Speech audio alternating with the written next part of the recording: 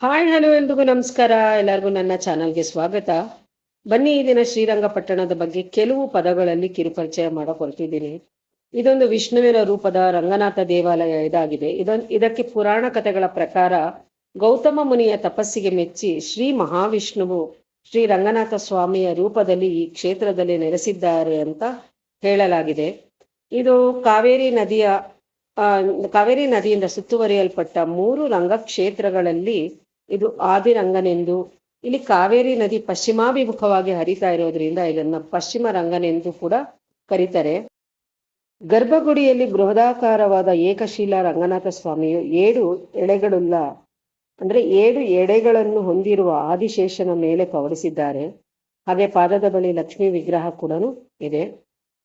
ಶ್ರೀರಂಗಪಟ್ಟಣ ಮೈಸೂರಿಂದ ಕೇವಲ 15 ಕಿಲೋಮೀಟರ್ ದೂರದಲ್ಲಿದೆ. ಇದಕ್ಕೆ ರೈಲಿನ ಸಂಪರ್ಕನೂ ಇದೆ, ಅಂದ್ರೆ ರೈಲಿನ ವ್ಯವಸ್ಥೆ ಕೂಡ ಇದೆ. ಅದು ಉತ್ತಮವಾದ ರಸ್ತೆ ಸಂಪರ್ಕ ಕೂಡ ಇದು ಹೊಂದಿದೆ. ಕರ್ನಾಟಕದ 5 ಪ್ರಮುಖ ದೇವಸ್ಥಾನಗಳಲ್ಲಿ ಶ್ರೀರಂಗಪಟ್ಟಣದ ಶ್ರೀರಂಗನಾಥ ಸ್ವಾಮಿ ದೇವಸ್ಥಾನವು ಒಂದಾಗಿದೆ.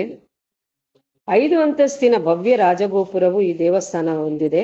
ಹೊರಗಡೆ ಇರುವ ಮಾಹಿತಿಯ ಫಲಕದ ಪ್ರಕಾರವಾಗಿ ಗಂಗರಸರ ಮಂತ್ರಿಯಾಗಿದ್ದ ತಿರುಮಲರಾಯ ಕ್ರಿಸ್ತಶಕ 894ರಲ್ಲಿ ಈ ದೇವಾಲಯವನ್ನು ನಿರ್ಮಿಸಿದ್ದ ಎಂಬ ಮಾಹಿತಿ ಕೂಡ ಇದೆ. ಹಾಗೆ ಹೊಯ್ಸಳರ ವಿಷ್ಣುವರ್ಧನರು ನಂತರ ದಿನಗಳಲ್ಲಿ ಈ ದೇವಸ್ಥಾನದ ಜೀರ್ಣೋದ್ಧಾರ ಮಾಡಿದರು. ಹಾಗೆ ಶ್ರೀರಾಮಾನುಜಾಚಾರ್ಯರ ಮಾರ್ಗದರ್ಶನದಲ್ಲಿ ಹೊಯ್ಸಳ ವಿಷ್ಣುವರ್ಧನರು ಕಾವೇರಿ ನದಿಯ 2 ತಟಗಳ 8 ಗ್ರಾಮಗಳನ್ನು ಈ ದೇವಾಲಯದ ನಿರ್ವಹಣೆಗಾಗಿ ದತ್ತು ಕೊಟ್ಟಿದ್ದರು ಎಂಬ ಮಾಹಿತಿ ಕೂಡ ಆ ಫಲಕದಲ್ಲಿದೆ. ಹಾಗೆ ಈಗ ನೀವು ನೋಡ್ತಾ ಇರುವಂತಹ ರಾಜಗೋಪುರ ವಿಜಯನಗರದ ಅರಸರ ಕಾಲದಲ್ಲಿ ನಿರ್ಮಾಣಗೊಂಡಿದ್ದು, ಹೊರಾಂಗಣ ಕೂಡ ಅದೇ ಟೈಮ್ನಲ್ಲೇ, ಅಂದ್ರೆ ಅದೇ ಸಮಯದಲ್ಲೇ ಜೀರ್ಣೋದ್ಧಾರ ಕೂಡ ಆಗಿದ್ದು ಎಂಬ ಮಾಹಿತಿ ಕೂಡ ಆ ಫಲಕದಲ್ಲಿದೆ. ಹೀಗೆ ವಿಜಯನಗರ ಅರಸರ ಆಳ್ವಿಕೆಯ ಕಾಲದಲ್ಲಿ ಅತ್ಯಂತ ಉಚ್ಛಾಯ ಸ್ಥಿತಿನಲ್ಲಿ ಈ ದೇವಾಲಯ ಅವರ ಆಳ್ವಿಕೆಯಲ್ಲಿ ಇತ್ತು ಅನ್ನೋ ಮಾಹಿತಿ ಇದೆ.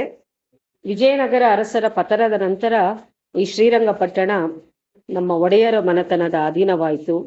ಶ್ರೀರಂಗಪಟ್ಟಣ ಅವರಿಗೆ ರಾಜಧಾನಿಯಾಗಿ ಮಾರ್ಪಟ್ಟಿತು. ಈಗ ನೀವು ನೋಡ್ತಾ ಇರುವಂತಹ ದಸರಾ ಉತ್ಸವ ಏನಿದೆ ಅದು ಶ್ರೀರಂಗಪಟ್ಟಣದಲ್ಲೇ ಮೊದಲು ಆರಂಭ ಆಗಿದ್ದು. ಆ ಕಾಲಘಟ್ಟದಲ್ಲಿ ಹೈದರಾಲಿಗೆ ನೆಚ್ಚಿನ ದೈವ ಶ್ರೀರಂಗನಾಥರಾಗಿದ್ದರು ಎಂಬ ಮಾಹಿತಿ ಕೂಡ ಇದೆ. ಹಾಗೆ ಇಲ್ಲಿ ಒಳಗಡೆ ಶ್ರೀರಂಗನಾಯಕಿ ದೇವರ ಅಮ್ಮನವರ ದೇವಸ್ಥಾನ ಕೂಡ ಇದೆ. ಫ್ರೆಂಡ್ಸ್, ಇವತ್ತಿನ ಈ ವಿಡಿಯೋ ನಿಮಗೆಲ್ಲ ಇಷ್ಟ ಆಗಿದೆ ಅಂತ ತಿಳ್ಕೊಳ್ತೀನಿ. ಇಷ್ಟ ಆಗಿದ್ದಲ್ಲಿ ಲೈಕ್ ಮಾಡಿ, ಶೇರ್ ಮಾಡಿ, ಹಾಗೆ ಕಮೆಂಟ್ ಮಾಡಿ. ಮತ್ತೆ ಮುಂದಿನ ವಿಡಿಯೋದಲ್ಲಿ ಸಿಗೋಣ. ಅಲ್ಲಿವರೆಗೂ ಎಲ್ರಿಗೂ ನಮಸ್ಕಾರ.